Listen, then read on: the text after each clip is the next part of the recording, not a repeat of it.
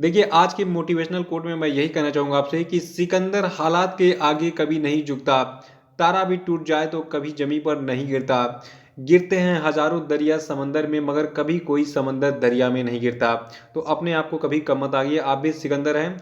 क्यों तरसता है बंदे तू, जल्द ही बदलेगा मंजर, झाँक ले तू एक दफ़ा बस दिल से अपने दिल के अंदर, तू भी बन सकता है एक दिन सिकंदर। नमस्कार दोस्तों, आज के वीडियो में डिस्कस करेंगे हम 3 जनवरी के करंट अफेयर पे और आज के वीडियो में टोटल हम 10 मोस्ट इंपॉर्टेंट करंट अफेयर चर्चा करेंगे और साथ में इनसे जुड़े जितने भी स्पेशल फैक्ट हैं उन पर हम पूरे डिटेल में चर्चा करेंगे और इस वीडियो के लास्ट में आपसे 5 क्वेश्चन अपडेट पूछेंगे और कल के जो 5 क्वेश्चन अपडेट थे उनके आंसर भी बताए जाएंगे। तो शुरू से लास्ट से वीडियो बने रहेगा और इस वीडियो को पूरा देखने के बाद आप इसकी पीडीएफ फाइल डाउनलोड कर सकते हैं। नीचे डिस्क्रिप्शन बॉक्स में हमारे इस पीडीएफ की लिंक मिल जाएगी और टेलीग्राम चैनल में भी आपको जो है आज के करंट अफेयर के पीडीएफ की लिंक मिल जाएगी।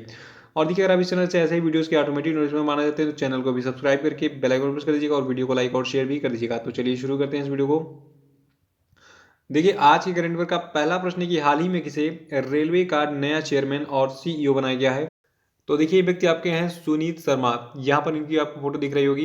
देखिए, इन्होंने इस पद पर विनोद कुमार यादव का स्थान लिया है। देखिए, अभी हाल ही में 2019 में जो है रेलवे बोर्ड का पुनर्गठन किया गया था, तो उस समय विनोद कुमार यादव को रेलवे बोर्ड का जो है सीईओ बनाया गया था और उनका जो कार्यकाल है ये विस्तारित करके 31 दिसंबर 2020 तक कर दिया गया था। लेकिन अब इसका इनका जो है कार्यकाल समाप्त हो चुका है विनोद कुमार यादव का। अब इनके स्थान पर जो आपके सुनील शर्मा है इन्होंने कार्यभार ग्रहण कर लिया है और ये रेलवे के नए चेयरमैन और सीईओ बना दिए गए हैं। तो अगर आप एग्जाम में पूछा जाए कि रेलवे बोर्ड के नए चेयरमैन और सीईओ कौन है तो इनका नाम क्या है, सुनील शर्मा। देखिए, जो आपके सुनील शर्मा ये इस पद पर नियुक्त किए जाने से पहले ईस्टर्न रेलवे में बतौर महाप्रबंधक के रूप में कार्यरत थे और सुनील शर्मा जो ये 1979 में जो है भारतीय रेलवे से जुड़े थे। याद रखिएगा, सुनील शर्मा भारतीय रेलवे बोर्ड के नए चेयरमैन और सीईओ बना दिए गए हैं। देखिए, भारतीय रेलवे जो है इसकी स्थापना हुई थी 16 अप्रैल 1853 को और रेलवे बोर्ड का जो गठन है ये मार्च 1905 को किया गया था। मुख्यालय इसका नई दिल्ली में है और जो भारत के केंद्रीय रेल मंत्री इनका नाम क्या है, पीयूष गोयल। दूसरा प्रश्न है कि किस व्यक्ति को भारत का नया उप चुनाव आयुक्त बनाया गया है। तो देखिए, भारत के नए उप चुनाव आयुक्त बनाए गए हैं उमेश सिन्हा जी। देखिए, अभी हाल ही में केंद्रीय मंत्रिमंडल की नियुक्ति समिति ने 31 दिसंबर 2020 से 6 महीने की अवधि के लिए अनुबंध के आधार पर उप चुनाव आयुक्त के रूप में उमेश सिन्हा को जो है पुनः नियुक्त किया है। और आपको बता दूं, जो आपके उमेश सिन्हा इनका कार्यकाल अब 30 जून 2021 को समाप्त होगा, यानी कि 30 जून 2021 तक जो है उमेश सिन्हा भारत के उप चुनाव आयुक्त बने रहेंगे। देखिए, जो आपके उमेश सिन्हा है, ठीक है, ये चुनाव आयोग के द्वारा चुनाव प्रचार के दौरान उम्मीदवारों के चुनाव खर्च को जो है संशोधित करने के मुद्दों पर गठित एक समिति का हिस्सा भी होंगे। और एक खास बात और है, ये देखिए यहाँ पे हमने उप चुनाव आयुक्त की बात की है। वर्तमान में भारत के जो मुख्य चुनाव आयुक्त हैं इनका नाम क्या है, इनका नाम है सुनील अरोड़ा। और मुख्य चुनाव आयुक्त तो अंग्रेजी में क्या कहते हैं, चीफ इलेक्शन कमिश्नर, ठीक है। और देखिए, एक इन्फॉर्मेशन है जो आपका वार्षिकांक 2020-21 का पीडीएफ है, ये अपलोड हो चुका है और इसकी लिंक आपको डिस्क्रिप्शन बॉक्स में मिल जाएगी। देखिए, अब तक जितने भी एग्जाम हुए हैं बिहार पीसीएस या फिर रेलवे के एग्जाम चल रहे हैं उसमें मतलब सारे के सारे जो प्रश्न हैं ये इसी पीडीएफ से आ रहे हैं और आप भी जो है इस वीडियो को डाउनलोड करके पढ़ सकते हैं और अपने आने वाले एग्जाम में जो है 100% स्कोर कर सकते हैं। तो इस पीडीएफ की लिंक डिस्क्रिप्शन बॉक्स में मिलेगी, उसको तुरंत डाउनलोड करके पूरा पढ़ डालिए क्योंकि बार बार मौका नहीं मिलता है और रेलवे पता नहीं कब अब अगली बार जो एग्जाम कराएगा, तो यही मौका है, चूकिए मत। तीसरा प्रश्न है कि 1 जनवरी 2021 को किसने steel authority of India limited के नए अध्यक्ष का पदभार ग्रहण किया है। तो देखिए, 1 जनवरी 2021 को सोमा मंडल जो है इन्होंने steel authority of India limited के नए अध्यक्ष का पदभार ग्रहण किया। यहाँ पे इनकी फोटो दिख रही है सोमा मंडल की। देखिए, सोमा मंडल जो है ये अध्यक्ष का पद संभालने वाली पहली महिला प्रमुख भी हैं, इसीलिए इनका नाम और भी इंपॉर्टेंट बन जाता है। देखिए, जो आपका सेल यानी कि steel authority of India limited है, तो इसमें जो है सोमा मंडल जो है इसके नए अध्यक्ष के पद पर अनिल कुमार चौधरी की जगह लेंगी, जो कि 31 दिसंबर 2020 को रिटायर यानी कि सेवानिवृत्त हो गए हैं। तो सोमा मंडल ने इस पद पर किस स्थान लिया है, अनिल कुमार चौधरी का स्थान लिया है। और अगर एग्जाम में पूछा जाए कि सेल यानी कि steel authority of India limited की नई अध्यक्ष कौन बनी तो इनका नाम है सोमा मंडल। देखिए, steel authority of India limited का मुख्यालय पर नई दिल्ली में स्थित है, उसकी स्थापना हुई थी 19 जनवरी 1954 को। चौथा प्रश्न है कि किस संस्थान ने 1 जनवरी 2021 को अपना 63वां स्थापना दिवस मनाया। तो देखिए, 1 जनवरी 2021 को जो है डीआरडीओ यानी कि defence research and development organisation ने अभी हाल ही में अपना 63वां स्थापना दिवस मनाया। देखिए डीआरडीओ की स्थापना मोटो क्या था, ये भी एग्जाम में बहुत बार पूछा गया है। देखिए जब 1958 में defence research and development organisation यानी कि रक्षा अनुसंधान और विकास संगठन का जो स्थापना ये किया गया था, तो इसकी स्थापना जो है रक्षा क्षेत्र में शोध कार्य को बढ़ाने के लिए केवल 10 प्रयोगशालाओं के साथ की गई थी और उस समय से भारतीय सशस्त्र बलों के लिए अत्याधुनिक रक्षा प्रौद्योगिकियों को डिजाइन करने और विकसित करने का काम सौंपा गया था। तो इस ये चीज़ मतलब याद रखिएगा डीआरडीओ की स्थापना का मोटो क्या था। देखिए जो आपका डीआरडीओ है इसके सचिव और अध्यक्ष है वर्तमान में डॉक्टर जी सतीश रेड्डी। डीआरडीओ का मुख्यालय नई दिल्ली में है और इसकी स्थापना 1958 में हुई थी। पांचवा प्रश्न की प्रधानमंत्री मोदी ने 1 जनवरी 2021 को वीडियो कॉन्फ्रेंस के माध्यम से कितने राज्यों में लाइट हाउस परियोजना यानी कि लाइट हाउस प्रोजेक्ट का शिलान्यास किया। तो देखिए इन राज्यों की संख्या 6 है। और देखिए एक साथ इन 6 राज्यों में जो है किन किन स्थानों पर योजना स्टार्ट हुई है। देखिए ये योजना जो है अभी केवल मध्य प्रदेश के इंदौर में, गुजरात के राजकोट में, तमिलनाडु के चेन्नई में, झारखंड के रांची में, त्रिपुरा के अगरतला में और उत्तर प्रदेश के लखनऊ में जो है क्रियान्वित किया जाएगा। बाकी बाद में इस योजना का विस्तार जब किया जाएगा तो इसको अन्य शहरों में भी चलाया जाएगा।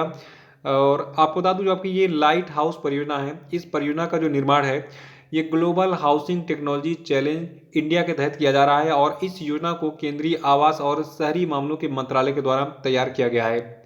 और देखिए जो आपका ये योजना है ठीक है, तो इस कार्यक्रम के तहत जो आपके ये सभी 6 शहर चुने गए 6 राज्यों के ठीक है, तो इन सभी 6 शहरों में 12 महीनों में जो है संबद्ध बुनियादी सुविधाओं के साथ कुल 1000 से अधिक घरों का निर्माण किया जाएगा। लाइट हाउस मतलब हो गया हल्का घर ठीक है, तो 1000 से अधिक घरों का निर्माण किया जाएगा। और इन घरों को जो है तकनीकी भाषा में लाइट हाउस प्रोजेक्ट कहा गया है, क्योंकि इनको जो है इनका निर्माण जो है वो बहुत हल्के तरीके से किया जाएगा। देखिए लाइट हाउस प्रोजेक्ट जो है इसके तहत बनाए जा रहे जो हाउस होंगे ठीक है, उनको बनाने में कम समय लगेगा और ये निर्माण क्षेत्र में नए युग की वैकल्पिक वैश्विक प्रौद्योगिकियों, सामग्रियों और प्रक्रियाओं का सबसे अच्छा उपयोग करने के साथ साथ लचीला, सस्ता और आरामदायक भी होगा। छठवां प्रश्न की हाल ही में शांतनु महापात्रा का निधन हो गया, ये कौन थे। तो देखिए शांतनु महापात्रा जो है ये प्रसिद्ध ओडिया संगीतकार थे, यहाँ पे इनकी फोटो अभी आपको दिख रही है। देखिए ये जो है लता मंगेशकर, मन्ना डे और एमडी रफ़ी यानी कि मोहम्मद रफ़ी जैसे दिग्गजों के साथ काम करने वाले पहले ओडिया संगीतकार होने के साथ साथ हिंदी, बंगाली, असमिया, तेलुगु फिल्म उद्योगों में भी जो है काम करने वाले पहले संगीतकार थे। और जो आपके शांतनु महापात्रा हैं देखिए ये जो है ओडिशा संगीत मतलब इनको जो है ओडिशा संगीत में इनके योगदान देने के लिए ओडिशा फिल्म क्रिटिक अवार्ड सहित कई पुरस्कारों से भी सम्मानित किया जा चुका है।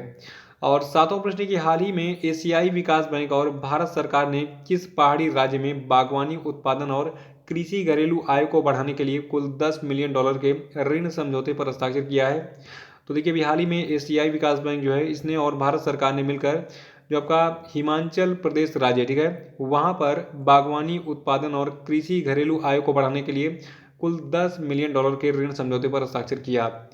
तो याद रखिएगा एशियाई विकास बैंक जो है ये कुल 10 मिलियन अमेरिकी डॉलर देगा हिमाचल प्रदेश में जो है बागवानी उत्पादन और कृषि घरेलू आय को बढ़ाने के लिए। देखिए हिमाचल प्रदेश राज्य के वर्तमान में मुख्यमंत्री जयराम ठाकुर हैं, गवर्नर है बंडारू दत्तात्रेय। और जो आपका एशियाई विकास बैंक यानी कि एशियन डेवलपमेंट बैंक है इसका मुख्यालय है फिलीपींस के मांडुलियांग में और इसके प्रेसिडेंट है मात्सुगो ओसाकावा। इसकी स्थापना 19 दिसंबर 1966 को हुई थी। आठवां प्रश्न है वाहन मास्टर क्लास पुस्तक को किसने लिखा है।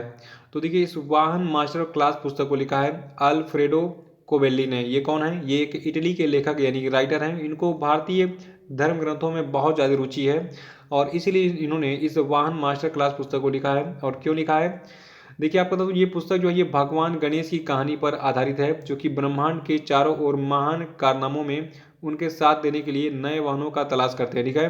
तो ये चीज़ रखिएगा कि ये जो आपकी पुस्तक है वाहन मास्टर क्लास ये किस पर आधारित है, भगवान गणेश की कहानी पर आधारित है।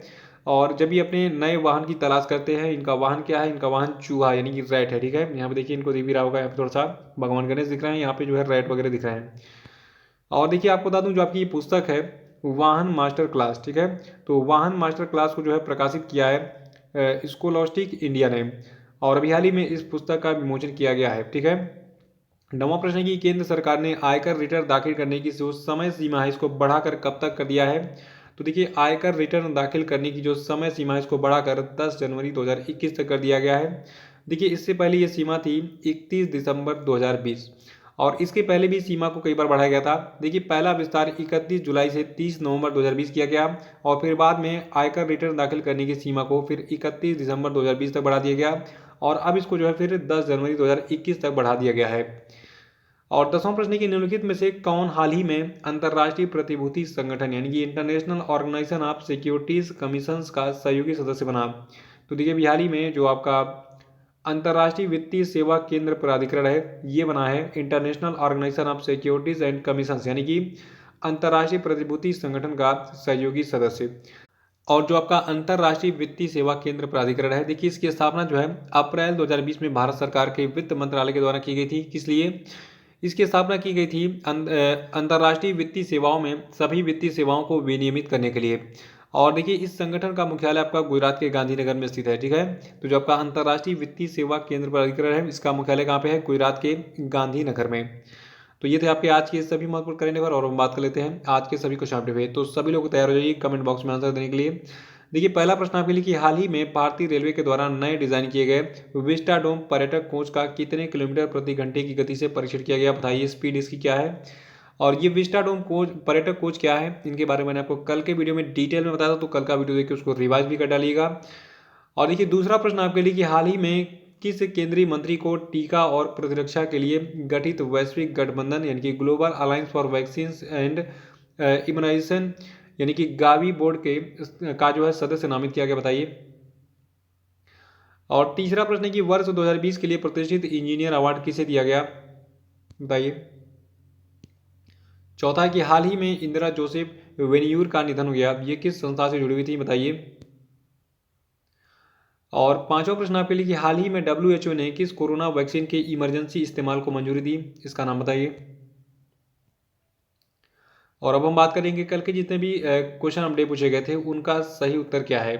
देखिए कल क्वेश्चन अपडेट का पहला प्रश्न जो था ये था कि प्रधानमंत्री नरेंद्र मोदी ने 31 दिसंबर 2020 को वीडियो कॉन्फ्रेंसिंग के माध्यम से गुजरात के किस शहर में एम्स की आधारशिला रखी? तो इसका उत्तर था राजकोट। और दूसरा था कि कैबिनेट की नियुक्ति समिति ने हाल ही में इसरो के चेयरमैन के सिवान के कार्यकाल को कितने वर्ष के लिए बढ़ा दिया है? तो देखिए के सिवान का जो कार्यकाल है 1 वर्ष के लिए बढ़ाया गया है।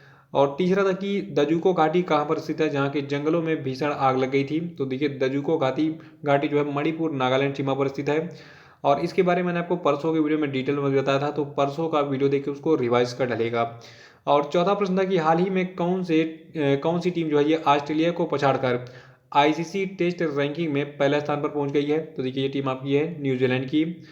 और पांचवा था कि मुकेश अंबानी को पीछे छोड़कर निम्न में से कौन एशिया के सबसे अमीर व्यक्ति बन गए हैं? तो देखिए इनका नाम है झोंग शानसान। तो इसी के साथ आज का जो करंट अफेयर समाप्त होता है। आपको तुरंत अभी वीडियो को लाइक करके इसके लिंक को कॉपी करना है और अपने व्हाट्सएप स्टेटस पे लगाना है और फेसबुक पेज पे भी शेयर करना है। तो ये काम कर दीजिएगा ताकि और भी छात्र इससे मतलब सेशन से जुड़ें और वो भी लाभ ले सकें। और देखिए अगर आप इस चैनल पर नए हैं तो चैनल को सब्सक्राइब करना मत भूलिएगा और नीचे डिस्क्रिप्शन बॉक्स में हमारे सभी सोशल मीडिया की लिंक आपको मिल जाएगी, वहाँ पे क्लिक कीजिए और इनको ज्वाइन भी कर लीजिए।